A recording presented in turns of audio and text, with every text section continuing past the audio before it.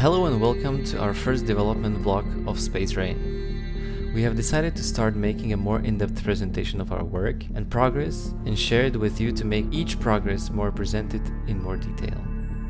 Should you have any suggestions or feedback, feel free to comment or message us on Discord.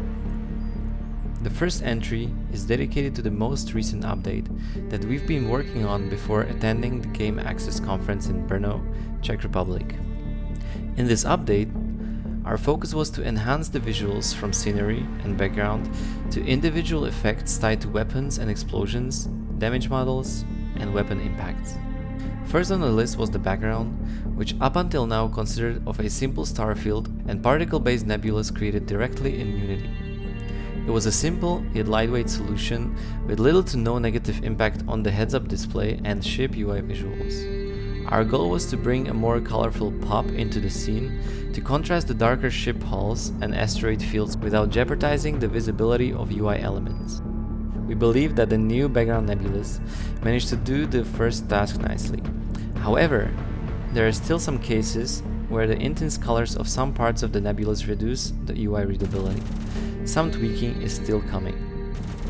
Big thanks to your feedback, as this was also pointed out in our Discord. We have also reapproached the design of the explosions by reworking each layer in Unity's VFX graph. New explosions focus on shorter and more intense impacts. The effect now starts with a strong flash, followed by a quick flipbook-based flame animation and a super bright area light with a fast fade-out time. Bright particle streams have variable lengths and velocities that are randomized for each. Fireballs that spawn during the explosion have also been set up this way, including a random scale value for the entire effect. Finally, particle debris has been added to the explosions. These consist of simple low poly meshes spawned with a VFX graph of different sizes, rotations, and colors. We have learned that the randomization of the individual elements is the key to making the effects look more natural and dynamic, so expect even more polish and upgrades during development. The model that falls apart after the explosion has increased velocity as well as its collider and rigid body for precise physics movement. After the explosions, the original ship's material on these parts gets replaced by a new tiling texture that gives the model a more damaged and destroyed visual. Next on the list were weapon impact effects.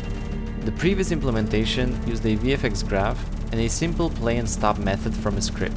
This has created a problem where multiple impacts were supposed to be spawned, resulting in stopping the previous VFX animation midway during the playback. New impacts are based on Unity's older shuriken particles and VFX graph.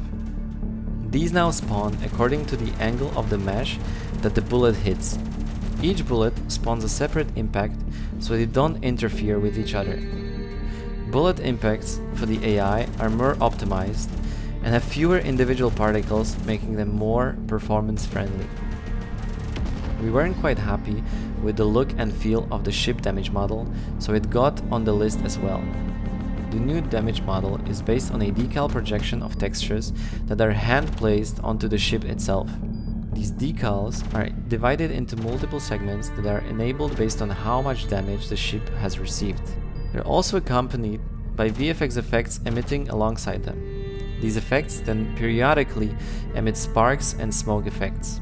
New asteroids have been finally added to the game too, varying in size, texel density, and polygon count. Each asteroid also has its own collider based on the LOD with the least amount of polygons. With the bullet visuals, older bullets used 3D models for the player shooting.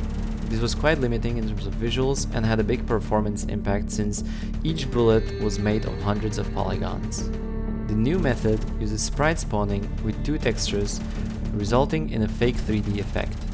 Bullets change their size based on the travel distance, limiting the flickering of small objects caused by a small pixel size of the spawned object.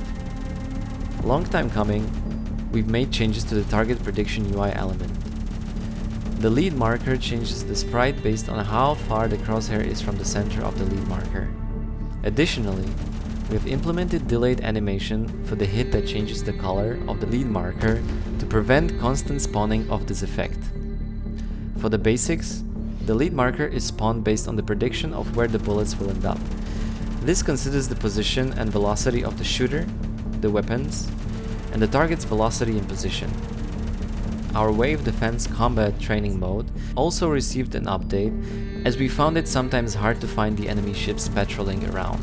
We've replaced the need to search for them with a stranded cargo ship that the player now has to defend, making it a proper wave defense rather than a search and destroy scenario.